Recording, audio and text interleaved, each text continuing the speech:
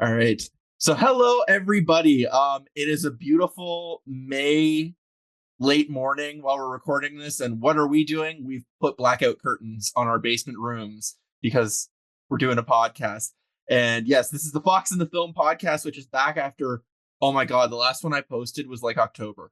Oh wow, that's That's so funny. yeah, the last one I did with my buddy Josh was in October. We talked about a movie called Metal Lords, which I should try to sell you on that movie. I think I vaguely remember that movie. Yeah, it was a gem. It was a gem. Yeah. But yeah, it's been that long, and it's because I've been in my head like, oh, I want to do these in person and yada yada. I'm like, people have lives, Josh. You're like the only one who's like making his own schedule. Oh no, I don't because like when it's off time for my productions, I literally have nothing to do. Well, wonderful. But I actually caught you like in a production cycle, but got you on a day off. Yeah, it's a day off because like we finished our first round of promo and like auditions are like in 9 days. So I've still got time and I've got my lines pretty well Nice. down, so I'm ready for the audition. So I don't need to do too much prep on that beforehand. Sweet, sweet. But yeah, so yeah, I am back. I'm going to be doing more of these remote so that they can be a more consistent thing. And as you can see, this is only the third episode, so everybody's pretty much a new face. But we have one of my favorite faces on the podcast today, the lovely Tannis, who I lovingly call Doc, which pretty simple story there. When I met you, you were studying for a doctorate. Yes, in politics. Yes, and your name is Tannis, and I was big into Borderlands at the time, and there was Dr. Exactly. Tannis. Dr. Tannis. So the name stuck, and I remember I sold you on her with one line, which Yeah. was she has a line that says bacon is for sycophants and products of incest, Yes. and you loved that. That is really funny. Yeah, And I can't game. My hand-eye coordination is so bad, but I have dreams of cosplaying her just so that I can oh, be she's like, when people ask who I am, I can be like, I'm Tannis. And they're like, I know, but who are you? I'm Tannis. But I also love it because it has horror tie-ins with The Shining and Doctor Sleep because that's what they call Danny Torrance. there we go. Yeah, There we go. It was a perfect nickname at the time, and it just stuck. Like yeah. all of my like, I message you like pretty much like every other day, and it always begins with a morning, Doc. Yeah, good morning. Yeah, and it's so endearing. I love it. Like it's Yeah. my favorite nickname. But so whenever I've got somebody new on, we got to start with origin stories. So why Yeah. don't you go ahead and like introduce yourself, the dating profile version, I guess, and Cool. we'll get into the bit about how we met. Okay, well, I'm a designer and a cosplayer, freelance. I've been doing it for I don't know since 2012. Terrible at math.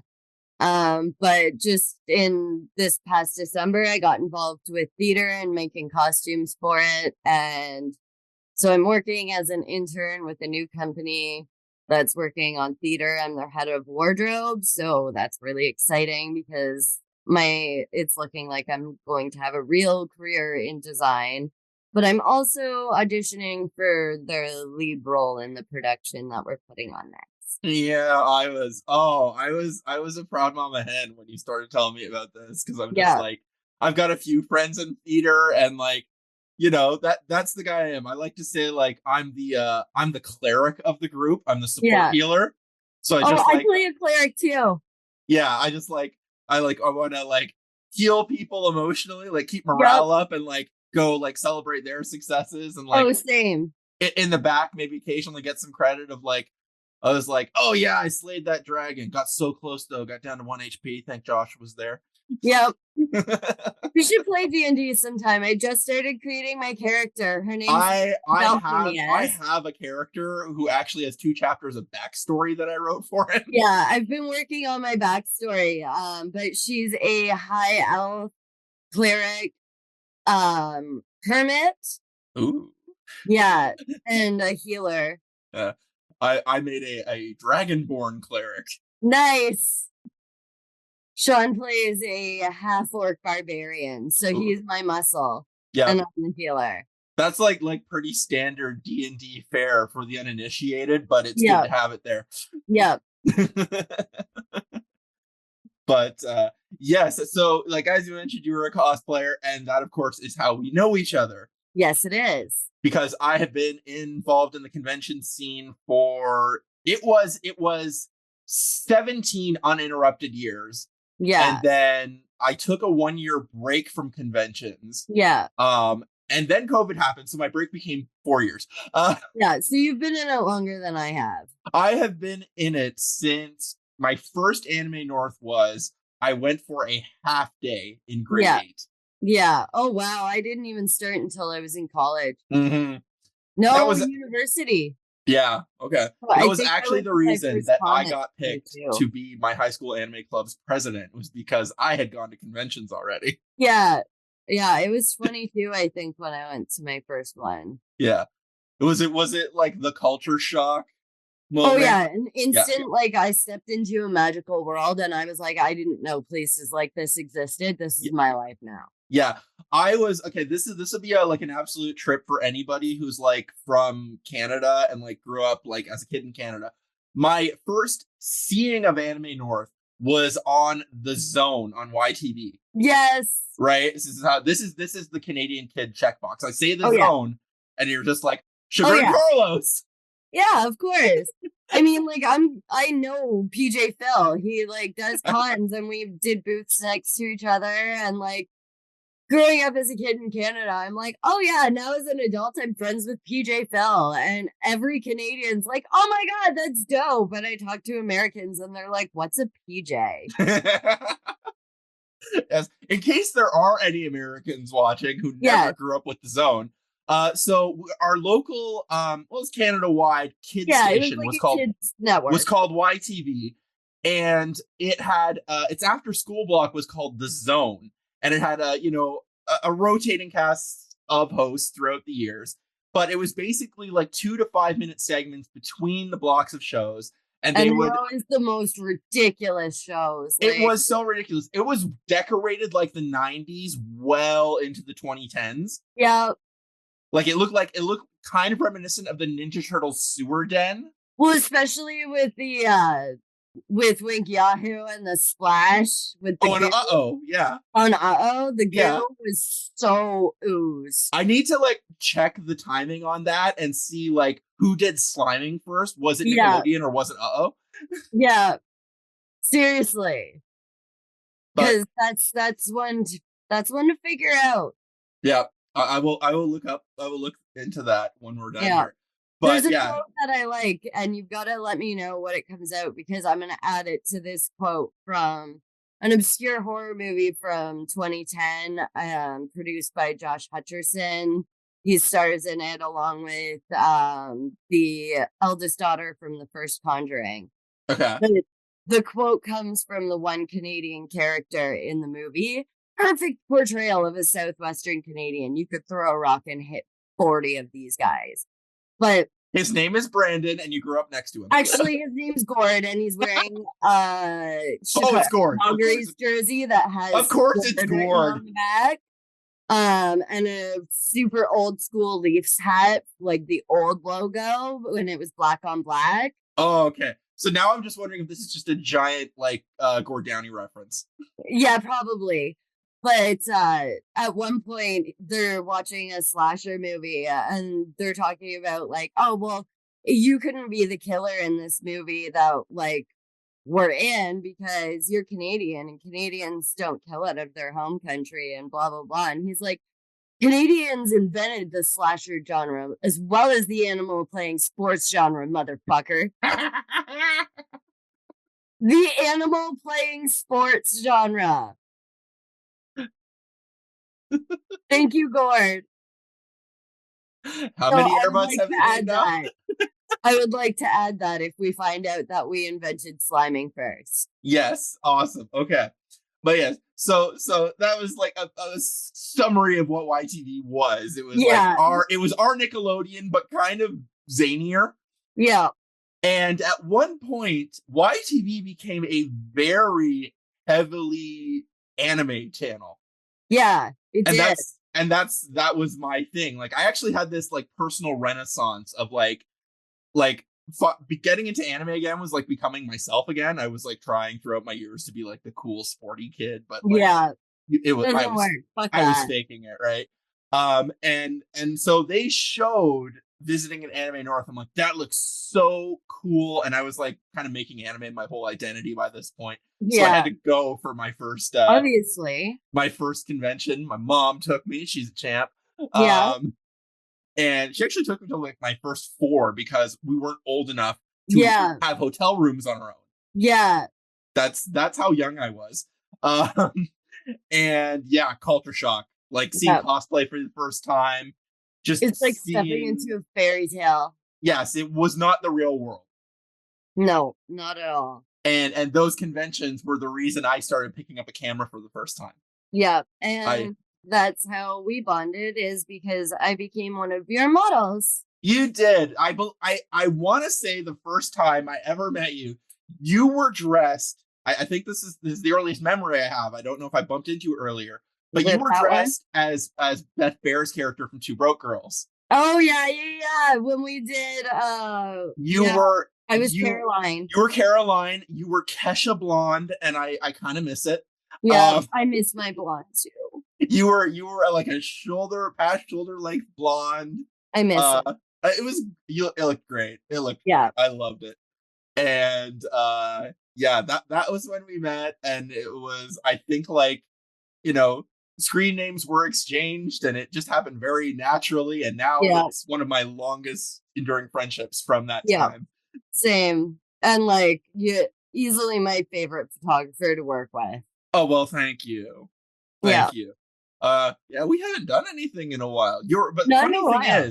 funny thing is, pictures I took of you, which I don't know why I think I got lucky with lighting or something, but they still Yeah. hold up as some of my best work. Was the Red Riding Hood one in the That woods? is my favorite shoot. Like I love the pictures from that. Sometimes I can't even believe it's me in them because like the lighting is so perfect that like and they're so well set and like centered. Yeah, it was Oh, I got like I said, like I could at that time I could have not produced that consistently. Now I'd be more confident in doing that, but like yeah.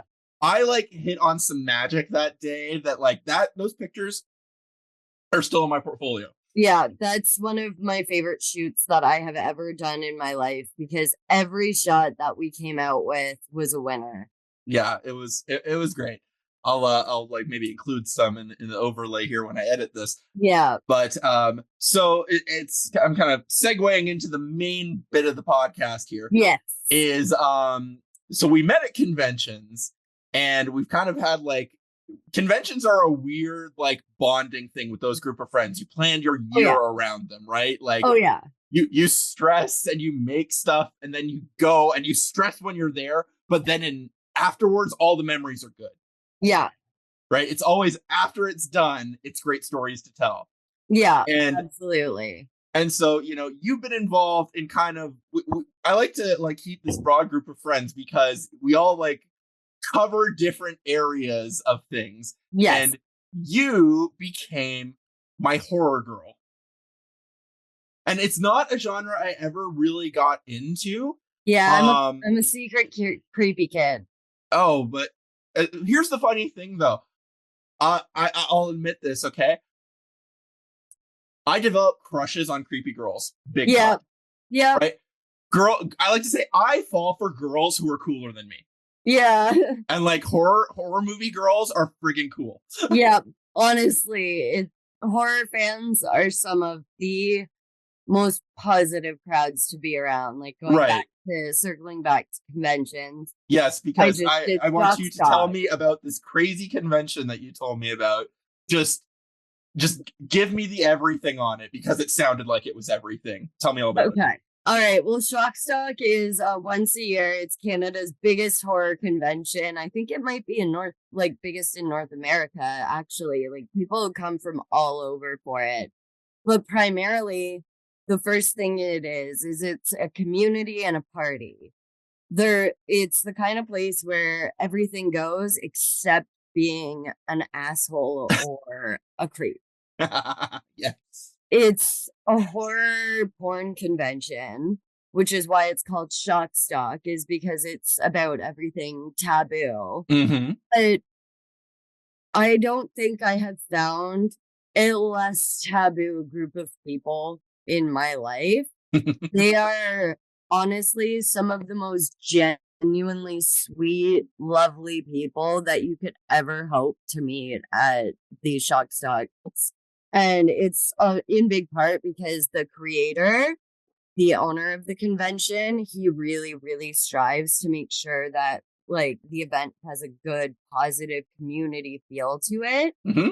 And like that's really important to him is curating a place where people feel comfortable enough to be their weirdest self and Right. really indulge in the horror. Yes. Then the second part is that it's an indie film festival where directors can and actors and everything can bring in their movies and there's screenings of them all weekend long. And then third, it's a convention where you can shop and buy horror merchandise. But Right. it's really an experience that you can't forget once you've been a part of the experience as a Yes. whole. Yes. Because other conventions, they're wonderful, but at Shockstock, it feels like a family. Mm. Everyone there is just welcoming and kind, and these are the weirdest, scariest people who like the creepiest things in the world, and they are the kindest people Right. I have ever met at conventions. So Yeah. well done, Jake at Shockstock. He's done a great job of curating a good environment. Yeah. There's a perfect analysis or analogy or comparison from the anime world Yeah. that perfectly explains how I feel about like my personal experience with horror movie fans. So there are two kind of prolific artists. So Hayao Miyazaki, who kind of, if you don't know him by name, you've probably seen his movies because his Probably. movies get picked up by Disney. Yeah. He made like Spirited Away and Howl's Moving Castle, Okay. Castle in the Yeah. Sky. The anime movies that Disney puts out are usually Hayao Miyazaki movies. And then there's Juni Ito. I might Yes. be slightly off in pronunciation, but I know his movies. he's a horror manga creator. Horror. Horror, very dark, very gory, bloody, super dark. Yeah. And then you watch interviews with these two men, and so everything Hayao Miyazaki makes looks like the most gorgeous watercolor painting. Yep. And he talks like an old man in hospice who's like, just kill me now, I'm done. Yep. And then you see like Juni Ito, who makes the darkest shit. And you'll see like pictures of him wearing pink cat ears and doing dances with fans. Yeah. Like that's it. That's horror people are not, we love watching creepy, fucked up, dark shit, but in reality, just the huggiest, sunshiniest people. yeah. I always figured it's like you have people who will like repress the darkness. Yeah. Right. And try to put on a happy face. And then you have the people who let it out through art and then are actually able to be happy. Exactly. That's really what it is. It's like we all embrace the fact that we're weirdos and we like really, really weird niche shit. So we all get along. Mm-hmm. Because we're not going to judge each other. We get enough of that from the outside world for like weird stuff. Yes. Yes. As I said, like I would say, so for me, horror was never a genre I super got into, but as I started getting behind the camera and like examining movies more like kind of more like an academic, They're I like to brilliant. say, I horror tended movies have something special to them. but what I like to say is, and I'm gonna, there's a perfect comparison here because of this convention. Mm-hmm. For an adult, have this weird thing of like people don't like to acknowledge them, but meanwhile they're the ones who did everything first. Yeah. So like Absolutely. the so one example that I love is on the first I think it's the first Halloween. Mm-hmm. Was they were one of the first kind of big users of the Panavision Panaglide camera, which is like the precursor to the modern Steadicam. Mm-hmm. And like they used the crap out of that movie or that camera on that movie, and now Yeah. that's like a standard. Like steady cam shots are it. And I've heard one of my favorite podcasts is actually about adult film. It's from a director named Holly Randall, who like her I mother. love Have I you love documentaries on adult film. Right. They're It's fascinating. fascinating. If you go listen to this podcast, it's called Holly Randall Unfiltered. It's one of my favorites. She like mostly interviews adult film stars, Yeah. but like she is a director and a photographer, and her mother was the first female staff photographer at Playboy. Oh wow, that's amazing. I think So I've seen them in the documentary talk like she's working been in together. a few, yeah. Like Yeah. at this point, like she's like had a career, like she's on like a 25-year career herself now. Yeah. But like she's had like when I remember one of my favorite episodes, she had two other directors on, and that guy, he was like the first guy to do like shaky cam, Yeah. and it was in an adult film, and then like the next thing you know, like NYPD Blue is doing that all the time. Yeah. Or It's like that line from Tropic Thunder, when it was a toss up between whether Blu-ray or like yes, other yes, one was gonna succeed. yes, And he said, whichever one porn and video games chooses. nailed it. I And was that's that the was one my that's next gonna point. win. That was my And next point. yep. Is that yes, So video format has been determined by porn since the 80s. It's yep. why VHS beat Betamax. Yep. It's why DVD beat Laserdisc. Yep. And it's why Blu-ray beat HDTV. Yeah. DVD. Yeah. It's absolutely true. It absolutely is. And honestly, meeting the porn stars at Shockstock, they are some of the most lovely people. And Honestly, have the best stories. loveliest people. And have the Like, best stories. yeah, they like because there's always a lot of adult film star guests who are there, like to sign their movies and like pictures and stuff. Mhm. And I have had some of the most endearing, loveliest, wholesome conversations with people, both Oh men yeah. and women. Yeah. Yeah, it's definitely like it feels like if you could like get a quote unquote normal person to go to this convention with like a semi-open mind, you might shatter their entire worldview. You would. It's really like, especially because this year's guest was Felissa Rose from Sleepaway Camp. There's a lot of issues around that movie because of the ending. Okay. But if you have an open mind and you go into Shockstock and you actually talk to people about what the issues are, it's a very different perspective than how most people would view the movie. It's considered transphobic because of the ending. It's revealed that the killer was. Spoiler alert. Sorry, spoilers. But it's about this person named Angela who is killing people, and you find out at the end that they are male. Excuse my pronouns. It's been forever since I've seen this movie, so I can't remember their name other than Angela, and I'm fuzzy on some of the details. But in speaking with a lot of my trans friends as well as the horror community, there seems to be a general consensus that it's a misunderstanding to think of it as transphobia, that the villain is revealed to have a penis. But to us and trans horror fans, at least whom I've spoken to, not to speak for everyone, the real horror of Sleepaway Camp comes from the fact that you find out that this person was abused into living a life that wasn't theirs. Okay.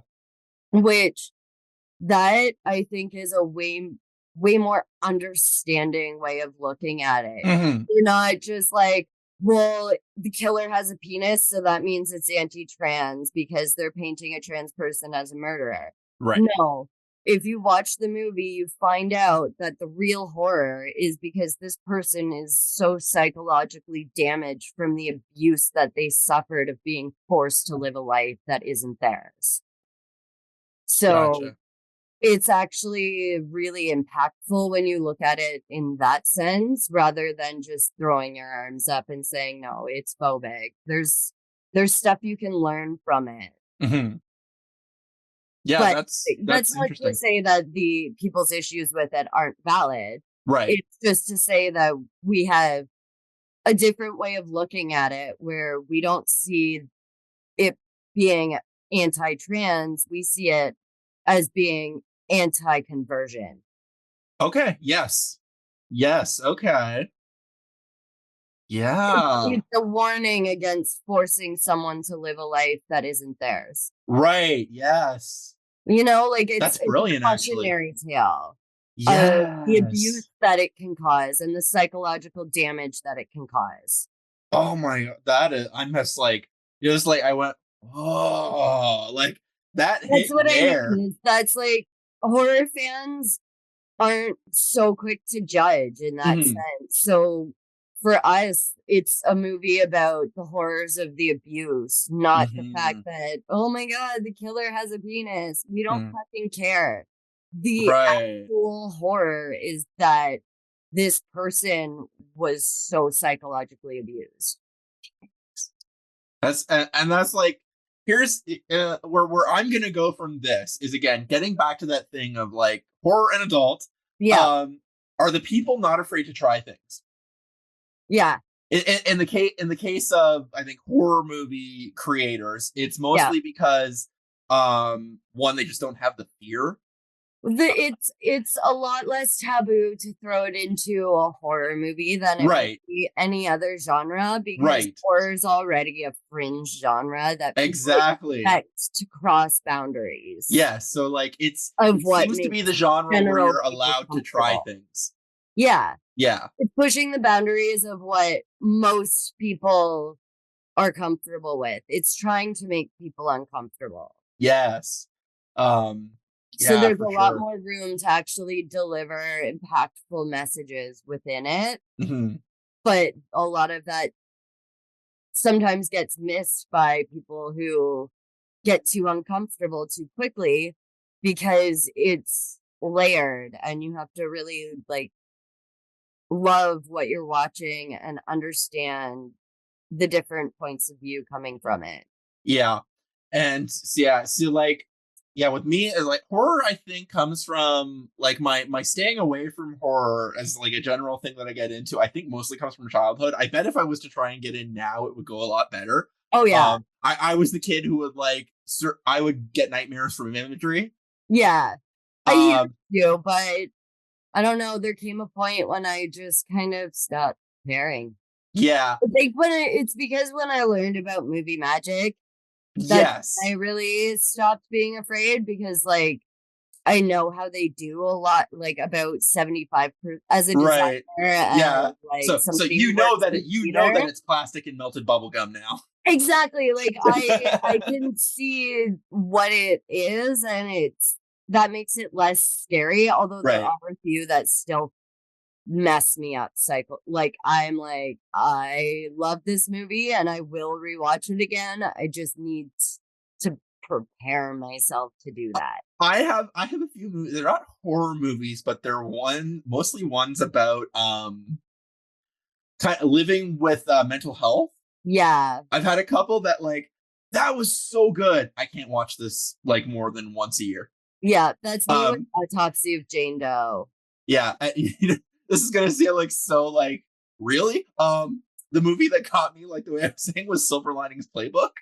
That movie actually, like, I really respected my dad used to be a social worker, and Yes. he watched it, and he said that he has never seen a better depiction on screen of Bradley Cooper's character's illness. Yeah, he was bipolar. Yeah, he's never seen a better depiction of Yeah, someone bipolar on screen in his life and as like, a social oh, the worker who worked. yeah, because that one strung me along, because there the part when, like, there's a part where him and dad have a fist fight, and I'm Oh like, my oh, god, I've seen yeah. that, I've seen that.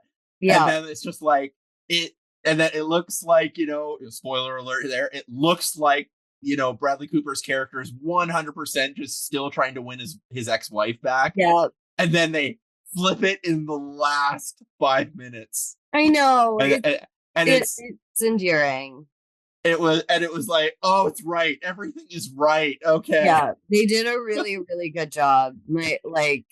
Especially hearing it because my dad worked in a psych ward and would have people who came in who had bipolar disorder. And he said, honestly, the way that he flips, the way that he'll be fine 1 second and something will set him off and he'll go screaming into a room at 3 a.m. He's like, I've never seen a more realistic depiction. Mm-hmm.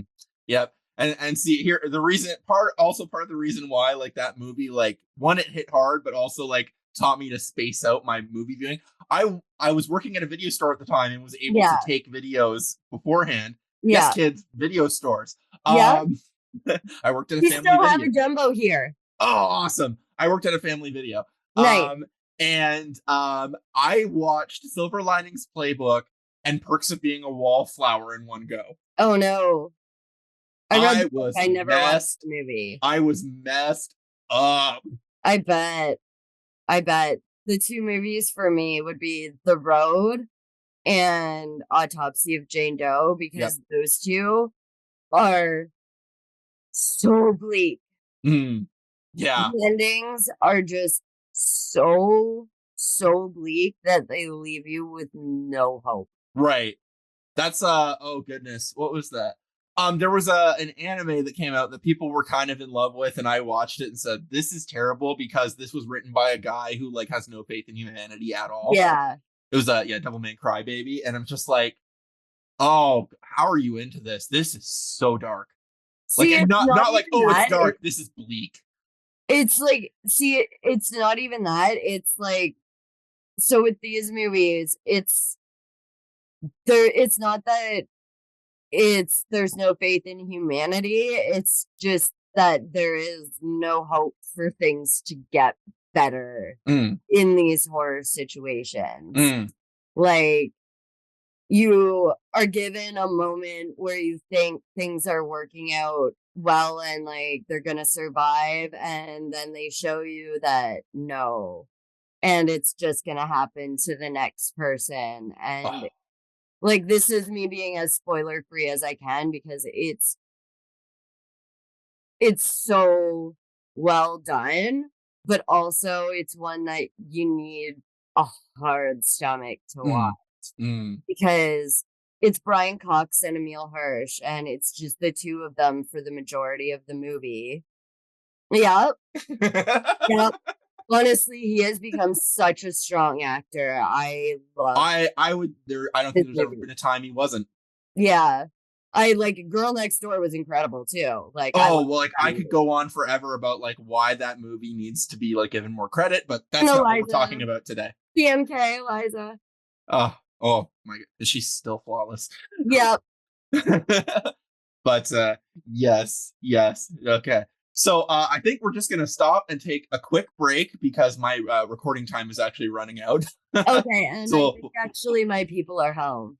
All right, well, we'll take a quick break and then we'll do kind of a quick wrap up on the state of horror movies right now. Yes. And we'll call it a time. All right, everybody, we'll be right back. Hey everybody, hope you're enjoying the podcast so far. So during this mid-podcast break, I want to use this as a chance to plug out some sponsors or just some small businesses, creative types, people who I think are doing really cool stuff and deserve a shout out. That's what I'm doing this time. And since we are talking about conventions and also the warm weather is here, I think it is a perfect opportunity to shout out my friends Sci-Fi Candy. So Sci-Fi Candy is the coolest nerd-themed swimwear and lingerie. It is all handmade right here in Canada. They are a staple at the convention scene around here. They've been dear friends of mine for years. They make the most incredible suits, including the famous Sailor Moon lingerie bikini, which they did it first, and they still do it best. But they have tons of cool anime, comic, and nerd culture themed suits and lingerie. They have stuff from Naruto, Kill La Kill, which are my personal favorites. And more recently, they've got Demon Slayer and the great Zelda Breath of the Wild suits. Just they've been making the coolest stuff for years, and they've always got new stuff coming out. I even have a custom piece of my own, which I'm wearing right here. This is my custom Kill la Kill scarf shawl hood combo. I don't even know what to call this. I just know that I love it. And it's if you can identify who this is based on the hidden star alone, we're good friends already. But yeah, they're a truly great company who make a truly great product. It's completely functional swimwear, super durable. Not just great for swimming, but like with like music festival season, some of them make like great bases for like music festival outfits. They have like a full range of Marvel themed stuff. So just anything nerdy that you might want to wear in a summery situation, they are the brand for you. So go to sci-fi-candy.ca, check out all their amazing stuff, and tell them I sent you. And let's get back to the podcast. We are back. All right. So Doc, let's we had this great kind of like philosophical discussion about horror, but like Yes. The most recent thing that I've watched that might be considered horror, although I think it falls more into thriller, was I went and saw Megan. Oh, I've been dying to watch that one. It looks so fabulous and dumb. You watch it and tell me what you think. I'll hold my opinions so as not to sway yours. Well, my favorite movies are the Child's Play movies. So right, okay. Here for like doll-sized killers. Okay, then you might just freaking love this one. Yeah. But that like could be like I can maybe think of like 3 movies that could be considered horror, and they're probably just like darker thrillers, and that's like I've seen Megan, I've seen The Unborn, and The Crow. Yeah. Yeah, those are, I think those like subgenre horror, but genre thriller. But yet at the same time, but I have like this love of dark stuff. Like I don't know if you'd call it a horror series, but I'm a lover of the animated series of Spawn. Yeah. I don't know if you'd call that horror or just kind of gory action. Yeah, I would think more like really graphic action, because action can be like really violent. Like action movies can be really bloody. Yeah. And like, but then I will say, like, you have to, do you know Spawn very well?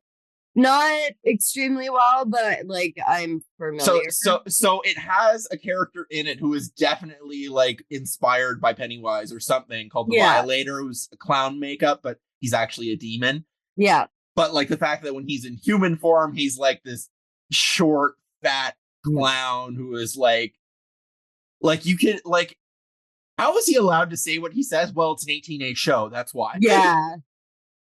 Fair enough. But he's also literal hellspawn. So what do you want? Yeah, exactly. What do you expect? Like, and he is there to break a man's spirit. That is his entire purpose. Yeah. So like that's really where I'm coming from in horror. Like I said, I appreciate the horror is the subgenre. Yeah, like I said, you can tell I like have an appreciation for the medium because I know it's where things get invented and tested before other people pick them up and act like they invented it. Yeah. Again, horror and adult. I never want to describe an adult because it's honestly been at the forefront of a lot of things. Right. And so, like, kind of like tell me, like, what's going on in horror right now? What's big? What should even like maybe a non-horror fan like me maybe give a try? Well, non-horror fan for sure. I would definitely recommend the Chucky TV series. In my personal opinion, season 2 gets a little, I mean, like, it's already really strange to begin with because, like, it's about dolls and possession and, like, stuff like that. But, the second season really kind of goes off the rails a bit, but there's a great B story about Jennifer Tilly and Tiffany. But what I really like about the TV show is that, like, it pays homage to the movies and what happened in the movies before that. But they also give you enough of an explainer that you could watch it without having seen them. That's good. Like just enough detail that like you can piece it together. And it's funny and it's got some fucking crazy ass kills and some really great talent from young actors. Like instead of it being like, you know, the old ones followed Andy Barclay And well, he is in the show, and so is Kyle. Spoiler, I know, but for anyone who loves Chucky, knowing that Kyle's back is a reason to watch. Okay. So, like, she is a badass. We love Kyle. She is amazing. But Andy's a full-grown adult by the time this happens, and Chucky starts terrorizing a new group of kids in Hackensack. So it's really bringing the older version of Chucky into more modern times by having Andy still around as like the veteran of having dealt with Chucky, and then new group of kids learning how to defeat Chucky. Right. So kind of like what they did with the second It, with everybody being grown up. No, not really, because the grown-ups in this, like, you see Andy throughout most of the films. Right. Kyle's the one that's a surprise comeback. Okay. But you see him in you see him in Curse of Chucky and Cult of Chucky as an adult. And he has a bigger role in Cult, so that, like, Andy's back and he's like on a mission to wipe Chucky out. Right. So it's more like a mentor-mentee situation where cool. these kids hear from Andy because the kid posts about having a good guy doll and gets a call from Andy to check if it has batteries. This is all in the trailer. Okay, cool. Spoilers, these are all in the trailer. All right, so he's like this. Oh god, I personally love to use the metaphor as an Obi-Wan, but there's probably a better way to put it. Honestly, it really, like, it's sort of that sense. He's this person they don't know that shows up and like gives them information that helps them beat Chucky, and eventually they join forces with Andy and Kyle, and it still doesn't go well for anyone involved. Right. Part of my love of it is because Jennifer Tilly is just everything, and she gives this role everything she has in her. And it's incredible to watch her in this because you can tell she loves the character of Tiffany, with her whole soul. That's great. That's like she actually literally does have a collection of good guy and Tiffany dolls. There you go. There's I like to say, like, that's the feels like she's like might be like the Henry Cavill of horror. Yeah. Right. Kind of like of the Chucky like, honestly, she's gay icons, and like part of it is that the Chucky series is really progressive in that sense. Back in the 90s or maybe it was the early 2000s when they did Seed of Chucky, they really delved into non-binary genders, and that is again brought up in the shows. And like, what the main character is a queer kid, and he thinks Chucky's terrorizing him because he's gay, and Chucky's like, I may be a monster, but I'm not a fucking homophobe. I got a queer kid myself. That is so like the comedy of Child's Play that I know. Yeah. I have seen, in terms of what Child's Play I have seen the opening sequence of the first when he possesses the doll. Yeah. And I've seen all of Bride of Chucky. Yeah. That's what I've seen. I would really recommend you watch Curse of Chucky if you're going to watch the TV show, because they do something really cool with that, in that Brad Dourif is really getting up in years now, but his daughter is an actor. And in Curse of Chucky, they introduce her character.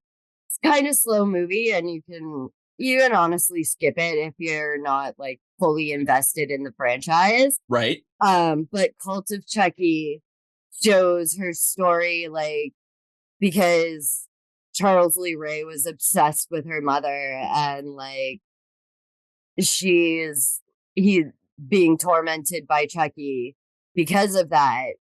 And she ends up in a mental institution, and that's where she finds out that Chucky has found a way to possess multiple good guy dolls as well as people. Mm. And so they're bringing in Fiona Dourif as Nika and Chucky, Mm. which makes me really happy because like there's scenes in it where it looks like they took some found footage from the earlier movies and spliced it in. It's actually Fiona dressed up as Brad. Oh, that's great. And you could not tell the difference if you held up the pictures together. Oh, I love it when they can pull that stuff off. She looked exactly like her dad when they did her up in the makeup, and it's wild. That's And dope. she can do his laugh so perfectly too. So I love that because Right on. like it's passing the torch and it's still a Dora attached to it, and it's just great. Right on. Obviously I'm gonna recommend Chucky. It's like Right. literally my favorite franchise in the world. Right. So there's a TV series going on that like so it is like enough that there's enough like enough of a learning curve that you can get into it having not seen the other stuff. Yeah, because like in the first few episodes, like they give you like the details of like, oh, blah, blah, this happened, Right. whatever. And then it goes into the character buying the Chucky doll. So like, if you know what Chucky is, then you're good. Because Sweet. they'll give you little Cliff Notes versions of what happened with Tiff and what happened in Cult. Right. Cool. So that one and any others that you would recommend? I've been really behind on watching a lot of the newer ones because like I go to my comfort movies, but one that I watched recently that I thought was goddamn brilliant was Incident in a Ghostland. Okay. But this is not for everyone. It's by the person who made Martyrs, which is not a horror movie that I enjoy. Mm-hmm. It's a cons movie and it's a little too pretentious for my taste. Okay. Like they try to have a grandiose message at the end of Martyrs, and I feel like it's just 90 minutes of torture for a message that doesn't really make sense. Gotcha. But that's like I know a lot of people who really, really love it. Right. We all have that one movie where you're gonna like diverge. Like yeah. Mine is Sucker Punch. Yeah, I don't really like that one. And I love it. I don't I couldn't. Right? And so this is like that, and that's Sucker Punch. And I'm a huge Emily Browning fan. Yeah, it's but Sucker Punch is love or hate. I've not met an in-betweener on it. Yeah. Yeah. But, so the guy who did Martyrs, it's like he's a French filmmaker. So that tells you a lot. Their films tend to be a lot more graphic. Like the reference I always hear, I haven't watched any of these movies because it sounds like don't ever watch this guy's movies. Gaspar Noé. No, I don't think it's his. No, but like he seems like he's kind of the guy who set that standard of the French are like trying to horrify people, like not even in the I'm scaring you way, but in the I'm doing things so gross or apprehensible on film that like he's known for making people like leave to throw up, apparently. That's actually where I'm going to go into Incident in a Ghostland because whereas Martyrs had a pretentious message at the end and it felt like 90 minutes of torture porn, Incident in a Ghostland does have a message, but it doesn't feel pretentious. The message that movie is getting across is childhood trauma is going to seriously fuck you up. It's a really psychologically heavy movie to handle, but the concept of it and the things that happen in it are just there's twists and turns at every corner that you cannot see coming, even as a huge horror fan. Okay. I'm not I don't want to go into any of the plot because that would honestly ruin some of the best surprises and like things that are so horrifying about this movie that make it so good. Right. It was brilliant. Honestly, I probably only watched it twice, and for me, with a new movie that I love, I usually watch it a lot more, but this one I'm like, yeah, I don't think I can handle that level of psychological damage that Right. Yeah. Pace yourself. Yeah. Like, let's So- like, is that when you get one of those, do you need to like go to the completely opposite and like away from horror? Like, I need to watch no. the happiest movie Never. I've ever seen. No? Never. I would like my go-to happy movies are Bride of Chucky and Jennifer's Body. Okay. You're gonna hate me. I haven't actually watched Jennifer's Body yet. Okay, but do it because it's only gotten more relevant with age. Okay. The thing about Jennifer's Body is it was marketed wrong. Right. It They was were marketed they as were a marketing that on the sexy sex movie. appeal of Megan Fox. But it should have been marketed to girls. Okay. Because it's about the deepness of like your first best friend as a woman. Right. Yes. And how that is so personal and important. It's almost like your first love and it's almost romantic. Yep. And how like the destruction of that friendship can feel like the world is ending. Right. Okay. And it's the point the movie is trying to make is that it's dangerous to sexualize women. Okay. So the trailer is going full on, let's sexualize her, missed the entire mark of the movie. Right. I said, okay, here's the thing. Our next, if you want to do another podcast, I think we've got our theme, and that's movies that were marketed wrong, because I've got my pick. Okay. Right there. Yeah. Ultimate mismarketing right there. Oh, yeah. Absolutely. It's actually so sex positive.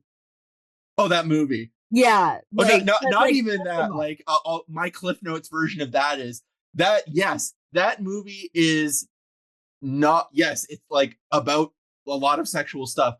The movie is actually about it's the little movie they make at the end that I like. That's great, but it's also like that movie is about loving someone despite their past. Yeah.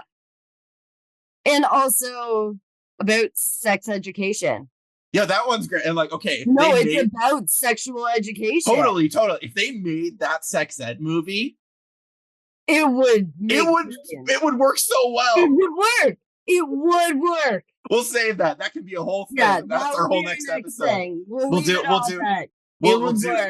We'll just do that movie because clearly we both have thoughts on it. Yeah. And I still have my copy. I can rewatch it and get a refresher. And I never mind watching Eliza. Oh, and you got the unrated version? Yeah, of course. Nice. Okay. That me and you might need to do that then. Yeah, I like the sense of that. All right, we're gonna do that then. We'll also talk about Jennifer's Body because you should watch that.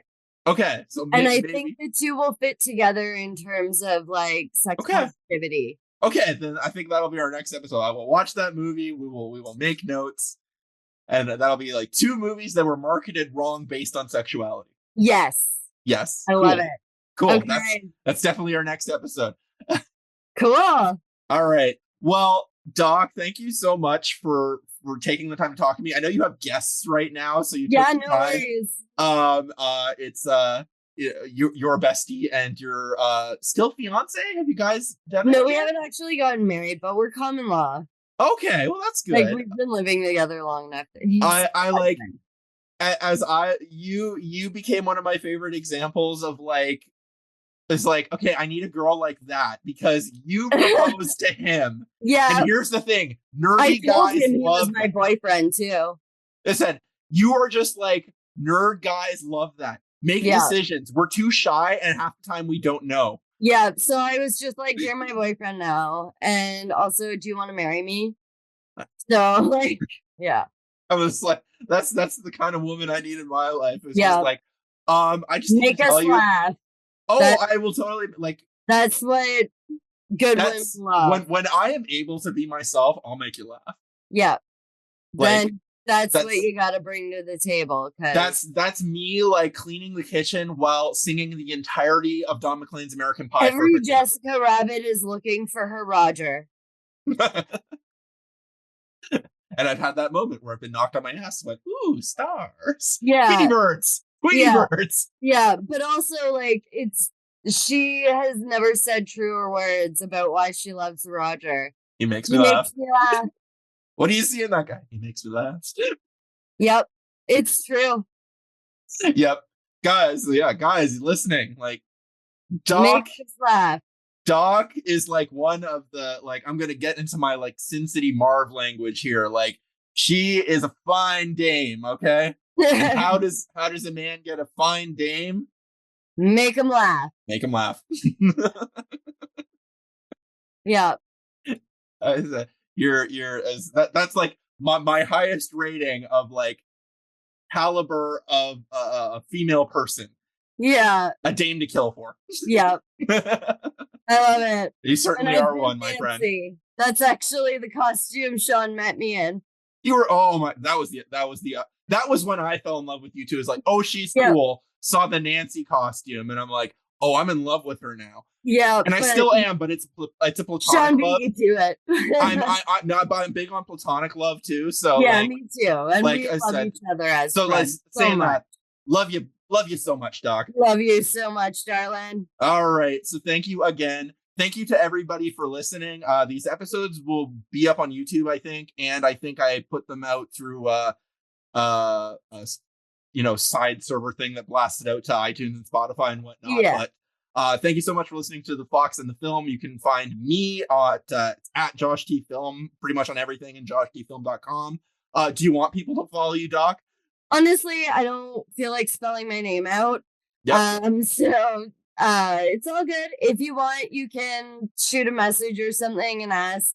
My page isn't really that exciting. I mean, I'm a designer mostly, so it's mostly just pictures of like clothes that I'm making. Okay, well, I'll include some links, and if you guys are like into stuff that Doc is making, which I always am, I'm always getting first glances because I'm special. You always get sneak peeks because you're up at the times that I'm working on stuff. There's a couple of those that have gone around. I will tell you one off recording here, but again, thank you so much for watching, everybody, and we will see you on the next one. Goodbye.